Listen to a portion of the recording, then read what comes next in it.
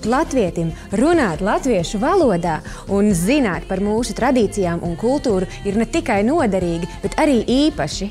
Mans vārds ir Asnate. Es esmu Aurēlija, un mēs jūs aicinām latviskā un muzikālā gadskārtu ceļojumā.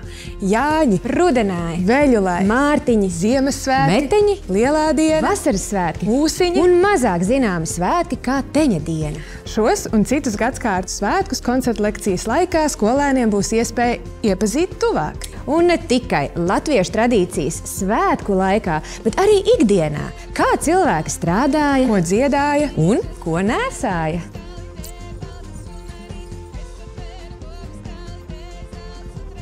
Kopā ar skolēniem atminēsimies un dziedāsim latviešu tautas dziesmas, kā arī vienosimies kopīgos svētku rituālos. Esam arī sagatavojuši darba lapas ar uzdevumiem, kurus varēsiet veikt pēc mūsu tikšanās. Piesakieties un tiekamies koncertu lekcijā Gadskārtu dziesmas!